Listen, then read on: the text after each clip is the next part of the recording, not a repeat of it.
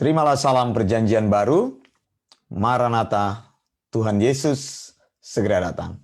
Saya Wanda Dumais kembali lagi bersama dengan Anda dalam program Sound Doctrine. Dan pada malam hari ini, saya akan membahas tentang eksegesis 1 Korintus 13 ayat yang ke-10. Ada baiknya ayat tersebut kita bacakan bersama-sama. 1 Korintus 13, saya akan baca mulai dari ayat yang ke-8 sampai dengan ayat yang ke-10.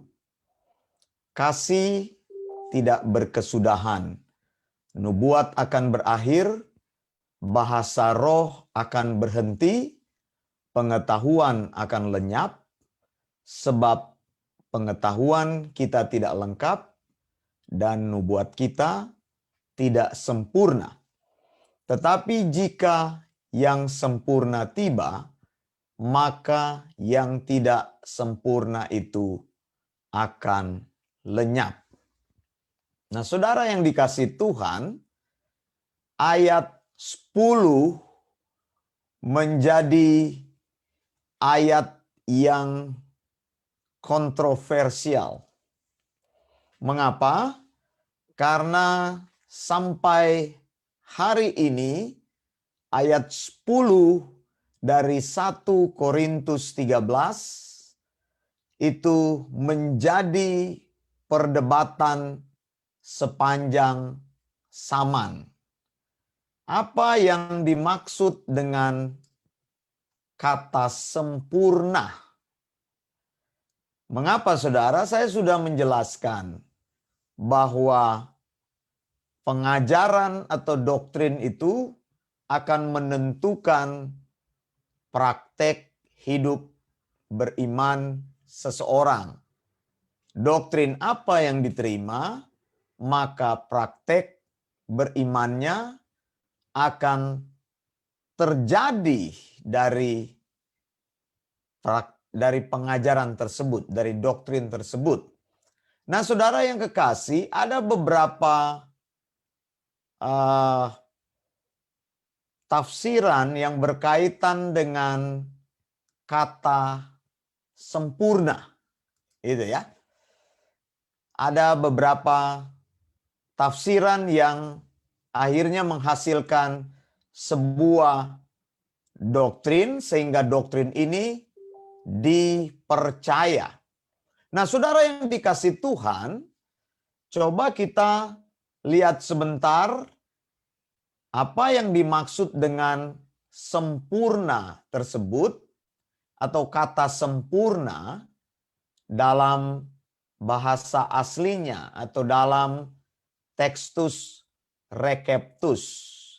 Dikatakan seperti ini, otan DLT to teleion tote to ek merous katarge tesetai. Nah, saudara yang dikasihi Tuhan, ternyata kata sempurna tersebut itu adalah diterjemahkan dari kata teleion. Nah, kata teleion ini memang telah membagi beberapa kubu sehingga muncul beberapa aliran-aliran gereja. Mengapa saudara? Karena kalau kita perhatikan baik-baik dikatakan di sini, kasih tidak berkesudahan, nubuat akan berakhir. Jadi kasih ini tidak pernah gagal, akan berlangsung terus. Tetapi dikatakan nubuat akan berakhir. Bahasa roh akan berhenti, pengetahuan akan lenyap. Nah, kita mempunyai persoalan utama dalam pemakaian kata bahasa roh. Saya sudah berulang-ulang mengatakan bahwa bahasa roh ini adalah terjemahan yang salah dari lai. Kalau kita melihat dalam bahasa aslinya dikatakan agape, ode, pote, kemudian ekpite, etd, prospeteai, katar gete sontai, ete glosais. Nah, di sini dipakai kata glosais, begitu. Jadi bukan kata pneuma, ya. Kalau roh itu adalah pneuma. Saya sudah memberikan contoh. Pneumatos itu artinya dari kata apa itu pneuma, atau dipakai kata pneumatos itu, atau theopneustos itu dari kata theos ditambah pneumatos. Pneuma itu adalah roh. Nah, ini memang tidak masuk akal nih. Terjemahan ini membingungkan sehingga orang-orang berpikir bahasa roh itu ada. Kalau bahasa kalbu ada, itu lagunya Titi Dwi Jayati begitu kan, bahasa kalbu. Tapi bahasa roh itu apa gitu. Saya mau tunjukkan bahwa roh itu tidak berbicara, saudara. Roh ini roh huruf kecil, bukan roh huruf besar. Jadi orang berpikir kalau dia berbahasa roh, maka dia menerima sebuah bahasa yang bukan dari bahasa manusia. Begitu. Lalu dari mana bahasa itu? Ya, saya tidak mengerti karena ini bahasa roh. Dipakai istilah ini mesti dicoret ini. Penterjemahan ini tidak sesuai dan artinya akan mengaburkan. Apa maksudnya? Kata-kata ini mengaburkan makna yang sebenarnya dikatakan di sini glosais. Dalam apa itu penelitian lebih lanjut, misalnya kata ini, saya besarkan nih, lihat. Kata ini, ya. Kata glosais ini sebenarnya sering kali dipakai juga glose atau glosso, glossai, lalia begitu. Orang Yunani kalau apa itu apa arti mengucapkan itu adalah lalia itu ya. Jadi glossai lalia atau glosse lalia atau glosso lalia begitu. Nah, memang kata glossolalia saya sering kali bilang lebih tepat memang glossolalia, lebih baik tidak usah diterjemahkan. Transliterasinya glossolalia saja di sini. Begini, karena memang artinya akan susah bahasa sementara itu apa itu lalia itu adalah tang begitu, atau bisa nanti disebut dengan bahasa asing begitu, atau memang di sini ada yang mengatakan bahasa lidah. Nah, ini lebih tidak masuk akal lagi, kok ada bahasa lidah begitu. Memang sih arti kata yang sebaiknya bahasa lidah. Tapi menurut saya tidak memenuhi juga kaidah bahasa Indonesia karena mana ada bahasa lidah. Begitu. Yang paling tepat adalah memang bahasa-bahasa yang baru. Begitu. Jadi memang saudara, sekali lagi saya jelaskan, istilah ini tidak tepat begitu ya, bahasa roh. Nah, dikatakan kasih tidak berkesudahan. Jadi yang akan tertinggal itu, yang akan terus itu adalah kasih. Nubuat akan berakhir atau akan tidak beroperasi lagi. Apa yang dimaksud dengan nubuat? Lalu di sini dikatakan glossolalia akan berhenti. Paulus di sini menggunakan kata ini ya, middle active voice begitu ya. Jadi menggunakan kata berhenti, maksudnya pada satu saat nanti glosolalia itu akan stop.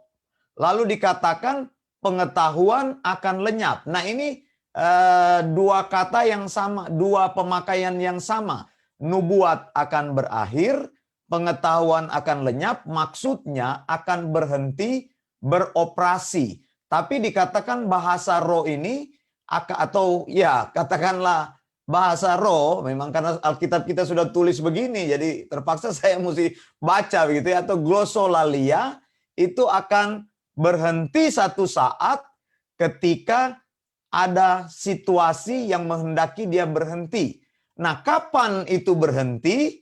Ketiga karunia ini dikatakan nubuat, kemudian glosolalia, kemudian pengetahuan. Saudara, pengetahuan yang dimaksud di sini bukan ilmu pengetahuan. Ketiga hal yang disebut di sini berkaitan dengan karunia roh. Begitu. Nah, ada saatnya akan berhenti. Kapan itu? Dikatakan di dalam 1 Korintus 13 ayat 10. Jika yang sempurna itu tiba. Nah, kapan yang sempurna itu tiba? Disinilah pertarungan yang tidak habis-habisnya. Dan kita harus memilih di mana posisi kita yang sebenarnya. Makanya saya katakan, ajaran itu akan menentukan praktek beriman. Saudara, tafsiran yang pertama dari kata sempurna ini, orang mencari yang paling aman. Begitu.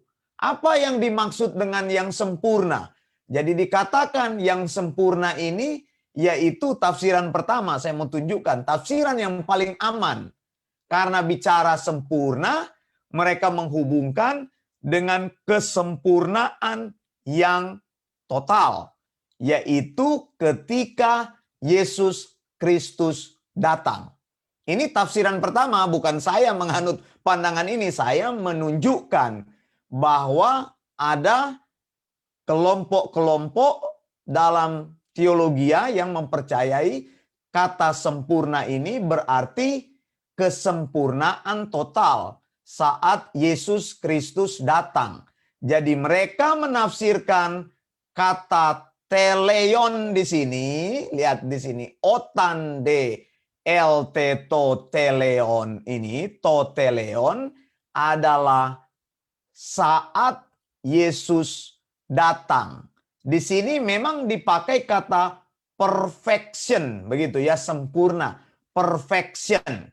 Nah, ada konsekuensi-konsekuensi tertentu kalau menganut pandangan ini. Mengapa?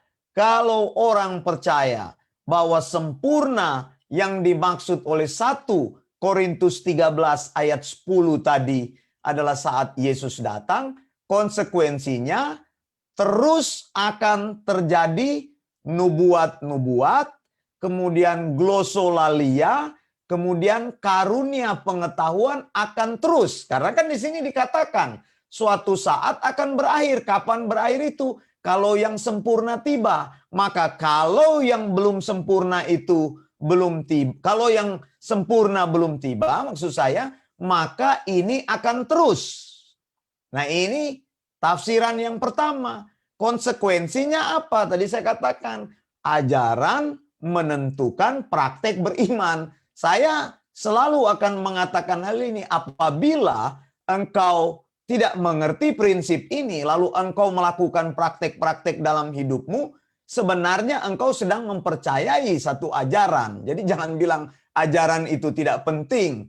Jangan katakan kepada saya, Pak Wanda, saya tidak berdiri atas satu ajaran. Yang penting saya melakukan saja. Tidak ada konsep seperti itu. Yang orang katakan yang penting melakukan bagi Kristus. Tidak bisa engkau mempraktekkan sesuatu tanpa engkau mengerti atau engkau mempercayai ajaran itu. Jadi flow-nya itu seperti itu. Nggak ada tuh argumentasi yang bilang yang penting saya melakukan bagi Kristus. Saya nggak peduli ajaran itu apa, yang penting saya melakukan. Ini kan ajaran gado-gado. Nggak bisa, saudara, yang gado-gado begini. Makanya saya bilang engkau tidak bisa berkompromi. Kalau mengerti satu ajaran, Engkau nggak bisa sembarang masuk gereja.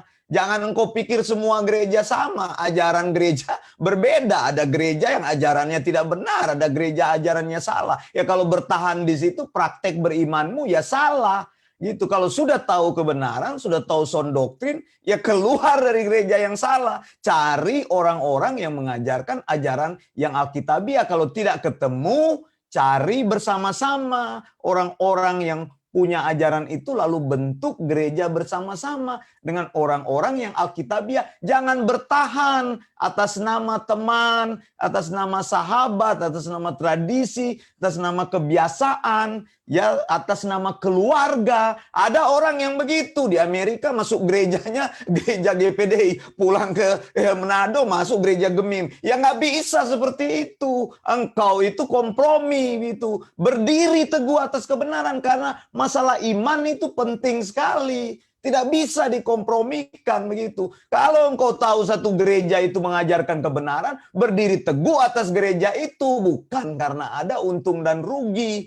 Begitu. Jangan juga engkau tertekan oleh banyak orang. Tidak, gereja tidak membutuhkan banyak orang. 2-3 orang berkumpul dalam namaku. Jesus said, if 2 or 3 people are gathered together in my name, I will be there among them. Dikatakan seperti itu. Hanya cukup 2-3 orang, maka terjadilah apa yang disebut dengan persekutuan gereja. Dan gereja-gereja sound doktrin memang tidak mengutamakan banyaknya jumlah orang. Buat apa banyak-banyak kalau tidak mengerti? Buat apa ngumpulin? Kita tidak mengumpulkan uang. Gereja sound doktrin Pendeta Wanda tidak melayani, tidak mengumpulkan uang. Saya tidak pernah dibayar atas pelayanan saya. Malah kita mengeluarkan uang, mensupport jemaat, mensupport orang-orang yang ingin belajar sound doktrin. Jadi saudara, di sini saya bilang, nah akibatnya kembali lagi di sini, kalau orang percaya sempurna ini adalah berbicara mengenai kedatangan Yesus Kristus, maka di gereja mereka itu akan selalu mempraktekkan nubuat begitu. Tiap kali ada nubuat keluar begitu. Hai anakku, akulah Yesus Tuhanmu. Aku ada di tengah-tengah engkau. Dengarkanlah aku. Jangan engkau khawatir sebab aku menjagamu. Ini nubuat model apa? Begini ada di Alkitab. Tidak usah ngomong ngaku-ngaku Yesus. Di Alkitab banyak yang Tuhan katakan bahwa aku menyertaimu sampai kepada akhir zaman. Nggak usah ngaku-ngaku Yesus gitu kan. Nubuat. Kenapa? Karena gerejanya tadi menganut tadi sistem itu. Tapi juga ada yang ikut-ikut tidak mengerti kata teleon itu apa gitu. Sehingga ya mereka ikut-ikut. Makanya di gerejanya itu nubuat tidak berhenti-berhenti. Nanti ada orang bernubuat atas Indonesia, ada orang bernubuat atas COVID. Ya dengar itu si Insinyur Niko itu nubuat tiap kali nubuat palsu yang dia nubuatkan. Tapi orang masih gereja dia ya bodoh kalau begitu. Kemarin dia bilang aku nubuatkan dalam nama Yesus COVID berakhir. Mana COVID berakhir? Ketika COVID tidak berakhir dia bilang aku disuruh Tuhan sembunyi. Ini kan pembual ini orang begini. Begitu. Ya memang nggak sekolah sih begitu ya. Pakai gelar doktor tapi doktor cuma dibeli atau terima dari mana begitu. Tidak ada muatan teologi yang keluar dari pengajaran-pengajarannya itu. Saya tidak suka dengan orang-orang yang seperti itu gitu. Mereka hanya mengajar teologi kemakmuran. Itu yang penting uang masuk. Begitu ya. Tidak mengajarkan kebenaran Allah. Lihat, nubuat selalu keluar begitu karena belum berakhir. Begitu. Lalu apa ini? Glosolalia terus menerus diucapkan di gereja. Kuria lama sanda kurata papa masirata kuria mapapap. Tiap kali saya bisa ngomong itu 2 jam, saudara. Saya ini lulusan STH dari karismatik, saudara. Saya sudah melayani di gereja-gereja karismatik sudah lama sekali. Saya sudah bilang di tulisan saya itu bahkan kalau mau pikir pakai kolar dengan pakai dasi lebih banyak saya nggak pakai toga daripada pakai toga, pakai dasi aja, kadang-kadang casual aja, gitu kan. Pendeta-pendeta karismatik mau cerita tumpang tangan sudah lakukan itu lama sekali, berbahasa seperti tadi sudah sering kali lakukan karena saya belajar di karismatik 5 tahun saya STH di karismatik. Itu dilakukan setiap kali ya 5 tahun karena saya waktu itu sekolah tertunda begitu karena tidak punya uang mau bayar jadi lanjutin. Tapi sebenarnya 3,5 tahun saja saya kuliah. 3 tahun sudah selesai begitu kayak karena kesulitan dulu ya, masih susah begitu kan, tidak punya uang jadi kuliah stop dulu sebentar, kerja dulu begitu kan, cari duit dulu baru lanjutkan. Tapi ya memang hitung-hitung akhirnya 5 tahun juga, memang kuliahnya 5 tahun. Tapi saya sebenarnya sudah selesai 3,5 tahun saya sudah selesai begitu. 3 tahun lah, 6 bulan terakhir saya menulis skripsi saya. Nah saudara, jadi bahasa roh ini terus dipraktekkan. Nah, pengetahuan akan lenyap, yang dimaksud dengan pengetahuan adalah kata-kata pengetahuan. Nah, ketiga karunia ini berbicara tentang karunia pewahyuan. Pada waktu itu Alkitab belum ditulis. Begitu ya. Pada waktu itu Alkitab belum lengkap maksud saya. Jadi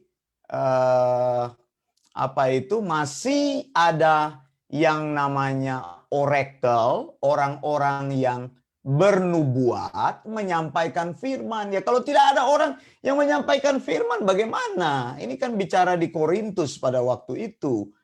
Lalu kata-kata pengetahuan, mereka berbicara pengetahuan-pengetahuan ilahi yang tidak pernah didapatkan dari belajar begitu. Ini kan karunia itu, yang disebut karunia itu sesuatu yang Tuhan kasih, bukan karena hasil belajar. Begitu saudara. Saudara tidak bisa mempelajari glosolalia itu.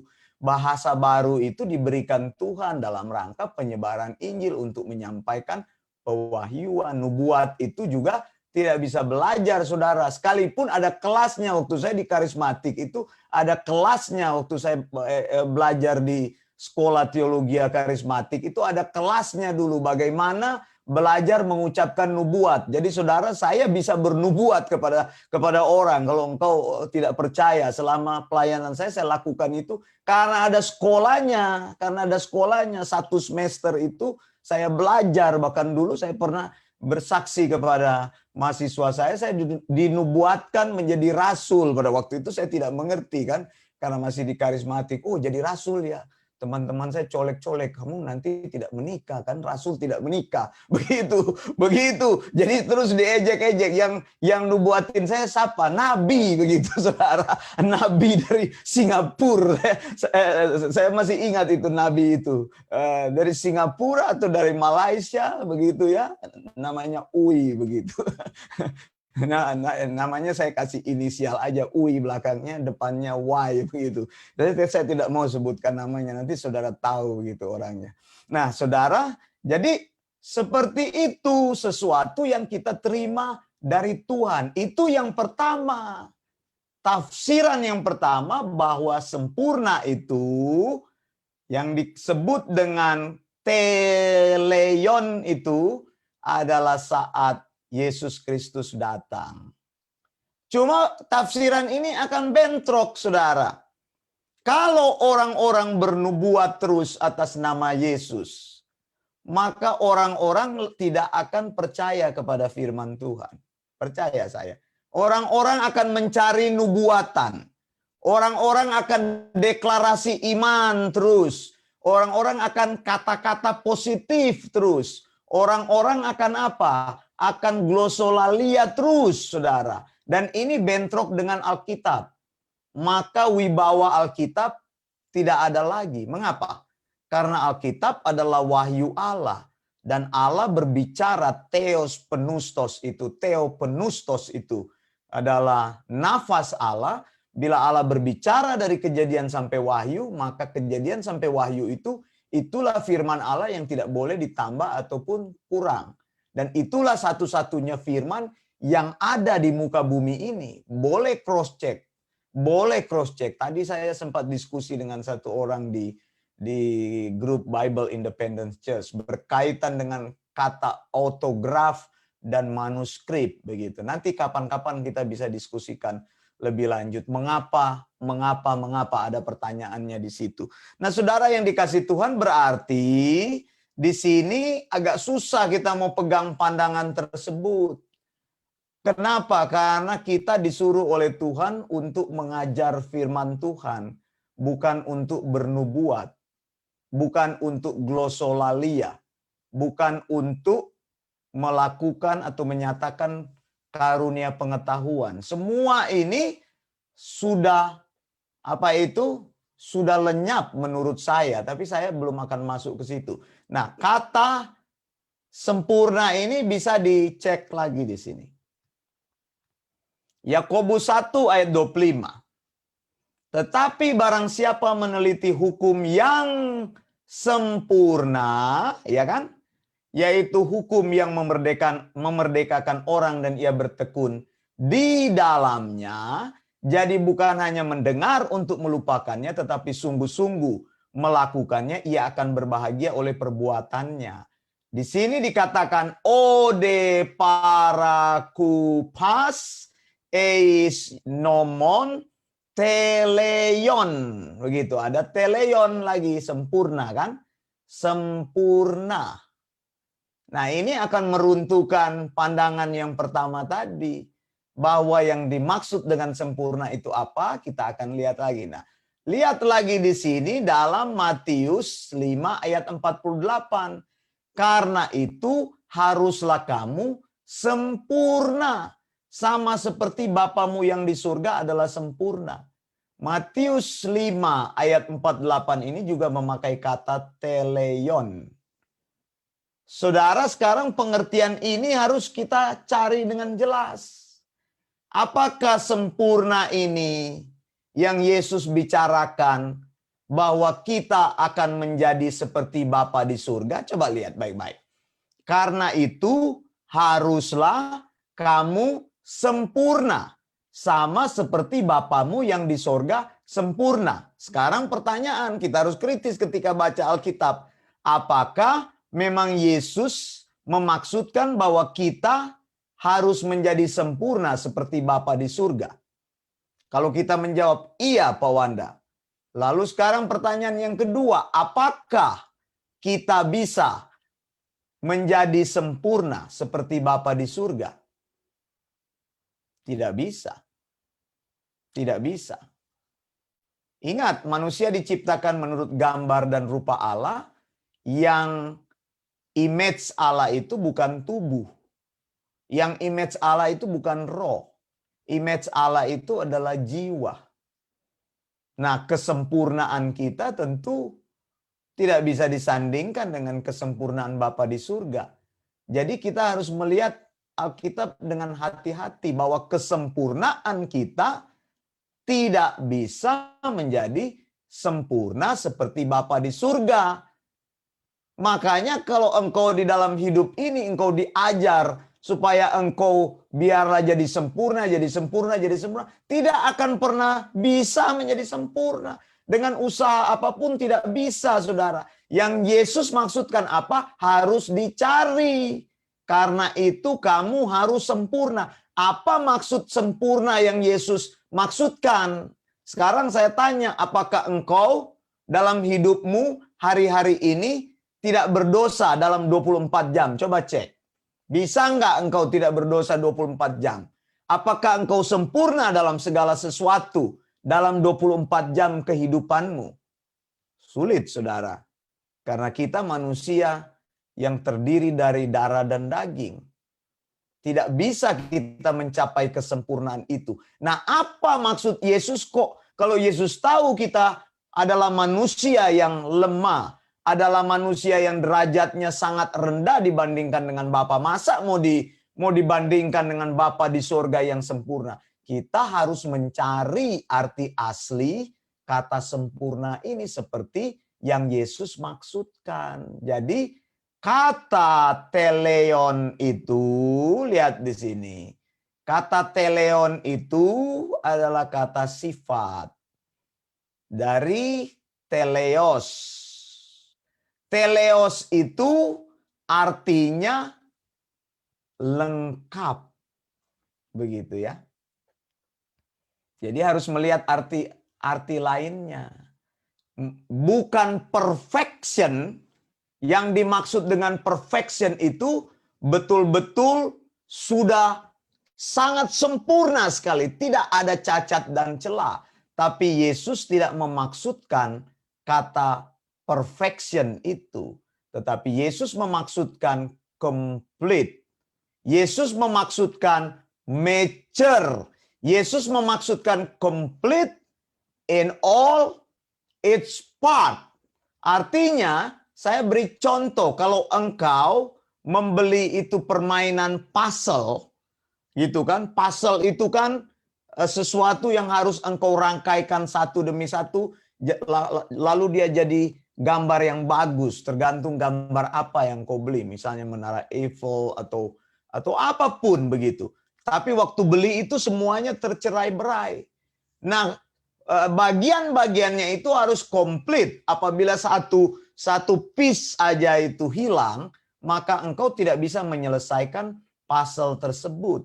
Jadi yang Yesus maksudkan, hendaklah kamu sempurna seperti Bapa di surga, adalah engkau menjadi mature, adalah menjadi matang, adalah menjadi dewasa. Orang percaya dituntut untuk mencapai kedewasaan, bukan menjadi seperti Allah Bapa di surga. Nah, ini kan ada yang membangun doktrin seperti ini.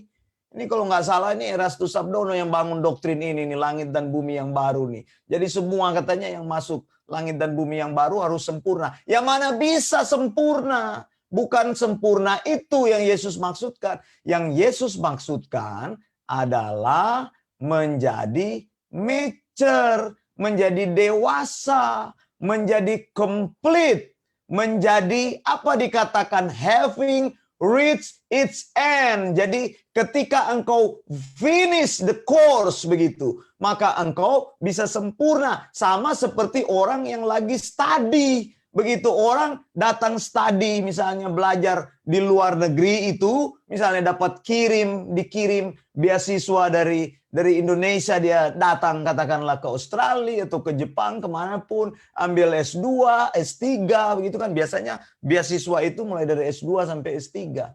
Jadi nanti kalau dia sudah selesai masternya, dia sudah komplit gitu. Kalau komplit dia harus pulang lagi ke negara yang sudah mengirimnya untuk mengikuti beasiswa. Tapi faktanya kan banyak orang yang lari begitu.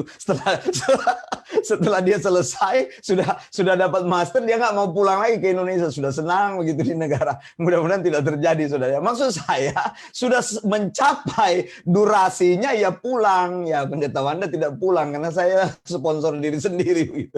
Bukan disponsori oleh pemerintah begitu ya. Nah, jadi maksudnya seperti itu. Jadi dikatakan di sini brought to its end, finish. Begitu, wanting, nothing, necessary to completeness. Tidak ada lagi yang dibutuhkan lagi, sudah selesai, perfecto gitu ya, perfection gitu. Itu yang disebut dengan perfect. Maka kalau kita mengerti, ini juga sama, having reached its end. Kalau kita mengerti itu, sudah dengan gampang kita tafsirkan yang sempurna. Yang dimaksud dengan sempurna ini bukanlah perfection, tapi sempurna yang dimaksud di sini mencapai kedewasaan. Makanya tadi Yakobus 1 ayat 25, barang siapa meneliti hukum yang sempurna, hukum yang memerdekakan orang, dan ia bertekun di dalamnya, jadi bukan hanya mendengar untuk melupakannya, tetapi sungguh-sungguh melakukannya, ia berbahagia oleh perbuatannya. Itu yang dimaksud dengan dewasa. Hukum yang maksudnya dewasa, yang lengkap, bukan sempurna. Memang ada beda yang besar, tapi memang teleion itu atau telios itu di sini memang memaksudkan juga kata perfection atau perfect. Jadi saudara, kita masuk kepada tafsiran yang berikutnya. Kata berikutnya seharusnya di sini, bila yang sempurna tiba, saya mempercayai yang sempurna itu adalah ketika perjanjian baru menjadi lengkap. Ketika perjanjian baru ditulis dengan lengkap. Nah, ini bicara juga mengenai nanti kanon Alkitab. Saudara, Alkitab menjadi lengkap pada saat Paulus menyelesaikan 2 Timotius. Begitu. Tahun 110 Alkitab menjadi lengkap, yang lain-lain sudah ada. Tinggal yang terakhir sekali, 2 Timothy. Begitu, saudara. Jadi saudara yang dikasihi Tuhan, mengapa? Karena ketika yang sempurna itu tiba, maka hal-hal yang tidak sempurna mestinya sudah bisa berhenti. Nubuat ini yang menyampaikan wahyu ini seharusnya berhenti. Mengapa? Karena kita sudah bisa belajar dari wahyu Allah yang sudah sempurna, yang sudah lengkap. Alkitab sudah menjadi komplit. Perjanjian lama kita sudah punya, perjanjian baru kita sudah punya, dan semua itu dua hal itu menjadi satu kesatuan di mana kita bisa belajar seluruh kehendak Allah dalam hidup kita. Nggak usah aneh-aneh, nggak usah cari-cari itu nubuat. Mengapa? Karena rata-rata orang yang bernubuat itu tidak tahu Alkitab. Percaya saya, karena mereka ingin membuat impresi orang kepada dirinya bahwa dia dipakai Tuhan untuk bicara. Tapi sebenarnya semua sudah Tuhan bicara di dalam firman-Nya. Tinggal kita mencari, meneliti, dan melakukan eksegesis. Kita melakukan tafsiran. Karena kebenaran-kebenaran yang kita percaya adalah kebenaran yang sudah ditafsir. Kebenaran yang sudah ditafsir adalah kebenaran milik kita. Karena kita bukan maha tahu. Kebenaran yang belum ditafsir adalah kebenaran milik Tuhan. Hanya Tuhan yang memiliki kebenarannya, hanya Tuhan yang tahu pengertian sebenarnya dari apa yang dia ucapkan. Begitu, karena dia adalah the author gitu. Sama seperti kalau saudara tanya ke saya apa maksud kata-kata saya sendiri yang tahu kata-kata saya itu, saya bisa jelaskan. Engkau tidak bisa cari tahu kepada orang-orang lain apabila saya mengucapkan sesuatu. Begitu juga kalau engkau ucapkan sesuatu, saya bisa cek dari apa yang engkau ucapkan kepada si penutur semula. Nah, saudara yang dikasihi Tuhan, maka konsekuensi kedua itu tadi, kalau apa itu sempurna menunjuk kepada Alkitab, menunjuk kepada kanon perjanjian baru, maka nubuat ini seharusnya berhenti. Dan memang betul tidak dibutuhkan lagi. Kita tidak membutuhkan oracle. Lalu glosolalia juga sudah berhenti karena glosolalia ini bahasa-bahasa baru yang diberikan saat murid-murid membutuhkannya untuk memberitakan firman Tuhan kepada orang-orang lain yang berbeda bahasanya. Tapi sekarang bahasa semuanya sudah bisa dipelajari. Begitu. Makanya ini bukan bahasa roh, saudara. Roh tidak berbicara. Yang berbicara itu mulut, saudara. Mulut, bagaimana caranya mulut berbicara? Karena menerima informasi dari otak.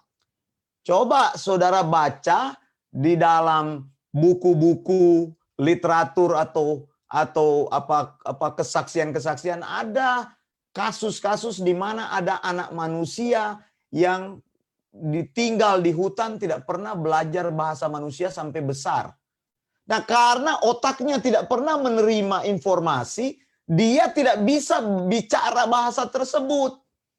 Begitu, dia tidak ngerti bahasa tersebut. Mungkin ya kalau misalnya anak saya tidak bisa berbahasa Indonesia, terus terang saya mau katakan, tapi dia mengerti apa yang saya katakan. Kalau saya katakan mandi, dia tahu arti mandi itu. Oh, berarti take a bath, begitu dalam bahasa Inggrisnya. Begitu. Kalau saya bilang makan, berarti eating. Saya suruh sesuatu, saya ngomong dalam bahasa Indonesia dengan lancar, dia mengerti. Tapi untuk mengucapkan, dia tidak terbiasa. Tapi di dalam pikiran dia sudah crossing path dengan informasi tersebut. Nah, lebih gampang ketika informasi tersebut dilatih, maka bisa mengucapkan. Gitu. Nah, orang-orang yang misalnya katakanlah mereka ngomong kura lama sanda, sanda lama, sanda lama, sanda lama, kura baraba raba raba, kuria lama se, itu kan bukan keluar dari mulutnya sendiri. Dalam satu keadaan sudah crossing path dengan informasi itu. Jadi otak sudah memproses, mulut keluar, jangan bilang terima dari Roh Kudus. Nggak ada itu seperti itu. Orang malaikat aja bicara dalam bahasa Indonesia, maksud saya bukan bahasa Indonesia. Malaikat bicara dalam bahasa manusia. Ketika Gabriel datang kepada Maria, dia katakan, "Hai Maria." Gabriel datang kepada Daniel, "Hai Daniel." Bukan malaikat bicara dalam bahasa yang tidak mengerti. Lalu Daniel bilang, "Hah? Hah? Apa? Apa?" Ya nggak bisa begitu. Orang yang dari spiritual aja bicara dalam bahasa yang dimengerti. Tuhan aja bicara dalam bahasa yang kita mengerti. Alkitab makanya diterjemahkan begitu kan, dalam bahasa-bahasa yang bisa dimengerti. Bahasa suku juga diterjemahkan. Nah, kita sendiri sudah mengerti, lalu kita mau cari bahasa yang tidak dimengerti. Ya ini aneh ini. Menurut saya kebodohan nih. Lalu dikatakan, iya, kalau kita berbahasa roh itu supaya iblis nggak dengar doa kita. Ini ungkapan argumentasi yang bodoh lagi. Bagaimana engkau, kalau engkau berdoa, kalau saya menyampaikan firman, jadi bagaimana supaya iblis nggak tahu firman itu? Saya berfirman dalam bahasa roh. Nah, bagaimana itu dalam bahasa roh? Siapa yang mengerti? Misalnya kalau pakai istilah bahasa roh, siapa yang mengerti apa yang saya ucapkan? Nggak ada orang yang ngerti. Cuma saya yang ngerti istilahnya. Maka mubasir. Jadi argumen itu tidak masuk akal. Lalu mereka katakan, oh, bernubuat itu membangun diri sendiri, menghibur dan menasehati. Memang nubuat itu yang masih ada adalah menyampaikan firman Tuhan. Ini kan bentuk valid dari bernubuat, menyampaikan firman Tuhan. Sehingga kita menghibur, menasehati, sehingga kita mendewasakan orang, sehingga kita mendidik orang dalam kebenaran. Itu artinya nubuat, saudara. Jadi bukan lagi nubuat yang lu buat. Makanya stop ngomong. Hari ini saya menerima rema dari Roh Kudus, bla bla bla bla. Ini orang membualnya banyak. Jangan dengar, saudara, hal seperti itu. Dengarkan sound doktrin supaya engkau bisa bertumbuh dengan kekuatan Tuhan. Begitu. Jadi sempurna yang dimaksud di sini, teleon itu adalah ketika perjanjian baru menjadi lengkap. Karena saya periksa juga kata yang dipakai di sini adalah adjektif, kata sifat. Lalu apa di situ? Gendernya juga di situ adalah neuter gitu, netral gitu. Jadi tidak menunjuk kepada Yesus, tidak menunjuk kepada maskulin begitu, tapi menyatakan satu situasi. Di sini juga kalau kita baca Matius 4 ayat 28 dalam bahasa aslinya, Matius 4 ayat 48, ini sempurna ini menyatakan gendernya itu maskulin. Mengapa? Karena ada kata kamu di sini menunjuk sempurna kepada orang. Begitu, jadi menunjuk kepada kedewasaan. Begitu, saudara, begitulah cara kita memahami Alkitab. Makanya saya bilang terbagi, saudara, ajaran menentukan praktekmu. Tapi ada yang lain-lain juga mereka tidak punya ajaran langsung praktek begitu. Mereka tidak mengerti prinsip-prinsip yang ada. Paulus katakan pengetahuan yang dimaksud di sini, kata-kata pengetahuan kita belum sempurna. Nubuat kita belum sempurna. Mengapa? Karena pada waktu itu Alkitab belum ditulis secara lengkap. Jadi belum mencapai kesempurnaan. Kalau baca di tempat lain, Paulus bilang ada kata kanak-kanak dan ada kata dewasa yang dari terusan ayat ini, 1 Korintus 13 ini. Jadi kalau yang sempurna tiba, maka yang tidak sempurna akan lenyap. Nah, kita sekarang sudah mempunyai yang sempurna itu, yaitu kanon Alkitab, yaitu kebenaran Alkitab yang sempurna. Kalau kita sudah punya yang sempurna itu, mengapa masih cari-cari yang tidak sempurna? Kalau engkau masih ada di tempat yang begini, masih nubuatan, penglihatan, bahasa roh, yang glosolalia tadi saya katakan, mimpi, dan sebagainya, saudara, makanya engkau akan terus terikut-ikut. Ya, saya mau jawab, ini ada pertanyaan. 1 Korintus 14 ayat 2, roh mengucapkan hal-hal yang rahasia. Maksudnya apa? Berdoa dalam bahasa roh di mana iblis tidak mengerti. Bukan, tadi saya sudah jelaskan. Engkau tidak perlu berdoa dalam kode-kode rahasia, bukan. Yang dimaksud di sini mengucapkan hal-hal yang rahasia adalah bahwa engkau itu apa itu? Ya, saya hilang lagi. 1 Korintus 14 ayat 2, saya ulangi ya. Roh mengucapkan hal-hal yang rahasia. Maksudnya itu saudara, kalau engkau tadinya berbahasa glosolalia itu, jadi engkau bicara sendiri kepada dirimu hal-hal yang sebenarnya hanya engkau yang mengerti. Itu hal-hal yang rahasia. Jadi orang lain tidak mengerti hal tersebut. Ketika engkau datang di satu tempat, katakanlah engkau mendapatkan bahasa glosolalia itu bahasa Jepang, maka engkau nanti akan mengucapkan bahasa Jepang itu misalnya kepada orang-orang yang tidak berbahasa Jepang. Nanti mereka akan bingung. Nah, ini dianggap sebagai sesuatu yang rahasia ini, Pak ya. Tapi nanti saya akan jelaskan, nanti tolong lihat di Bible Independence Church group. Saya sudah tulis semua itu, nanti saya akan taruhkan di situ mengenai informasi-informasi yang berkaitan dengan hal ini, karena hari ini saya kekurangan waktu untuk membahasnya. Tapi kami juga nanti akan buka kelas khusus Eleos berkaitan dengan bahasa roh, ya, baptisan Roh Kudus dan sebagainya. Nanti kita akan bahas secara tuntas begitu ya. Jadi itu yang dulu saya bisa jawab kepada Pak, mengucapkan hal yang rahasia itu apa? Karena hanya dimengerti oleh dia sendiri, bukan berdoa dalam Roh Kudus. Coba lihat tulisan saya sudah menyinggungnya itu. Berdoa dalam Roh Kudus itu bukan berdoa dalam bahasa roh, tapi berdoa meminta pengertian-pengertian dari Roh Kudus, begitu maksudnya. Dengan yang ada ayat kita tidak bisa berdoa hanya keluhan-keluhan yang keluar dari mulut kita. Roh membantu kita berdoa seperti itu, doa yang dari dalam hati. Jadi bukan ini argumentasi yang dibangun oleh orang-orang yang percaya akan bahasa roh. Saya sudah terangkan bahwa hal ini tidak jelas argumentasinya. Mengapa? Karena kita tidak membutuhkan berdoa sesuatu yang rahasia supaya iblis dengar. Nah, saya khotbah seperti ini, iblis juga dengar saya khotbah seperti ini. Lalu bagaimana caranya supaya iblis tidak dengar? Makanya mau menggunakan glosolalia, ya nggak bisa.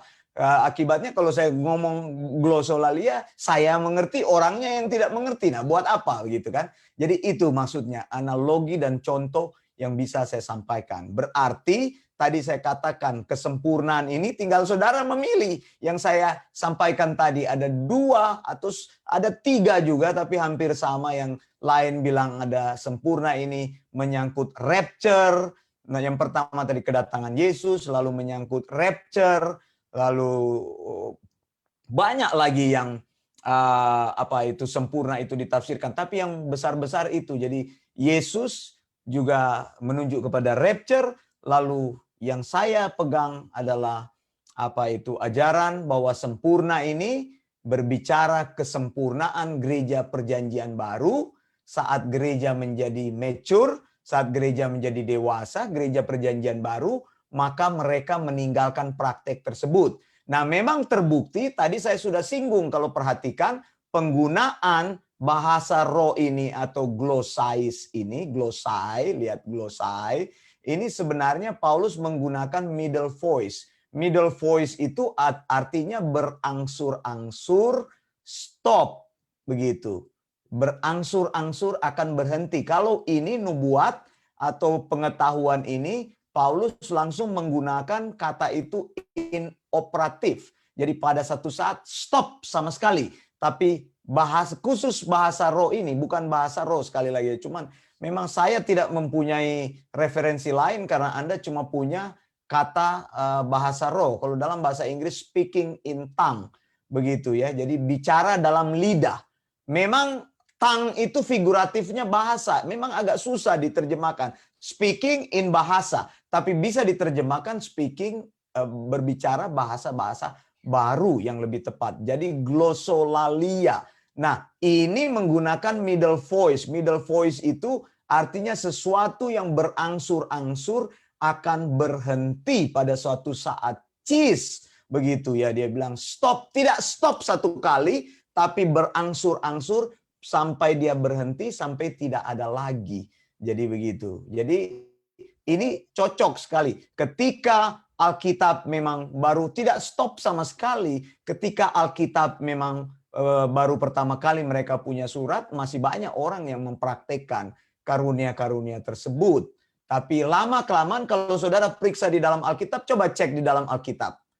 Tidak ada lagi kan, lama-lama karunia itu berhenti. Tidak pernah disinggung-singgung bahasa roh lagi. Coba, apakah Paulus bicara bahasa roh di surat-surat yang lain? Sudah tidak ada lagi. Atau glossolalia maksud saya. Coba lihat di surat-surat, semua surat-surat Paulus kepada Timotius tidak pernah disinggung lagi.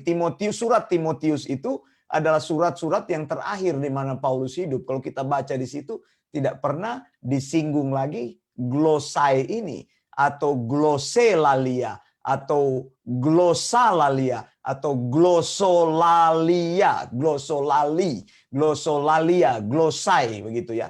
Glossolalia itu compound word itu ya, jadi digabung.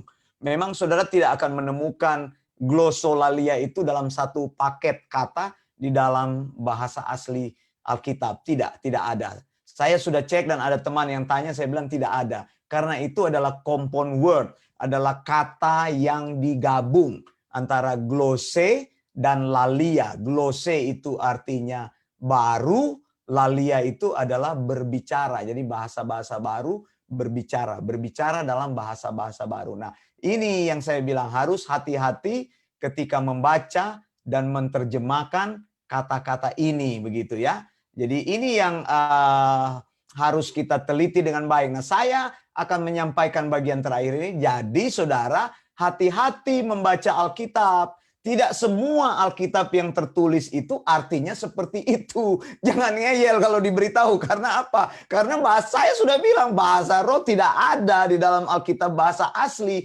Dan ini terjemahan yang cukup menyesatkan, menurut saya perlu dikoreksi. Tapi saya mengerti, saya tidak serta-merta menuduh bahwa mereka tidak mengerti hal ini. Karena kesulitan menemukan kata yang tepat dalam bahasa Indonesia. Kalau disebut bahasa lidah, lebih aneh lagi. Mana ada bahasa dengan lidah? Ya bahasa dengan lidah itu sama. Kalau engkau bicara kan lidahmu yang berbicara. Coba orang tidak punya lidah atau lidahnya pendek. Anda bisa kedengaran nggak omongannya?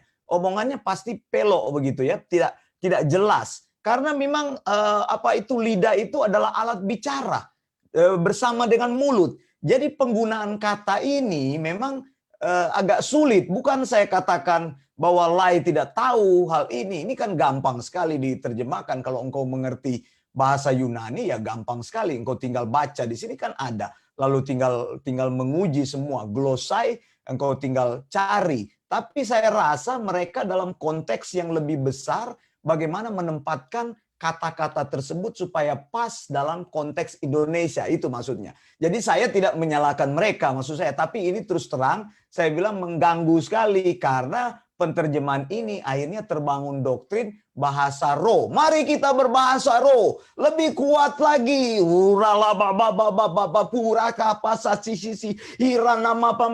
Ayo lebih kuat, ayo semarak, ayo nanti di musiknya ayo pemimpin pujiannya gini-gini ke dia punya pemusik, diangkatlah itu chord-chord yang minor-minor itu. Nah orang kalau spanningnya sudah tinggi, emosinya sudah tinggi, itu akan mudah terjadi terens begitu saudara, akan masuk pada situasi di mana dia lupa diri, keluar dari mulutnya. Ya, engkau nggak bisa bilang ini saya punya bahasa ini asli. Coba dengar, kalau mau rekam itu orang yang berbahasa, pasti bahasanya itu sama. Semuanya sudah keluar. Istilahnya kalau ujian sudah keluar itu soal-soalnya, nggak mungkin ada soal yang baru lagi begitu. Jadi sama. Nah, saudara, ini yang saya bilang intinya ada di sini, kata glossai dan kata teleion atau telios sekali lagi. Jadi kalau engkau mengerti kebenaran-kebenaran ini, maka kebenaran akan memerdekakan hidupmu. Saya Wanda Dumais dari Sydney, Australia. Maranatha, Tuhan Yesus segera datang. Blessings.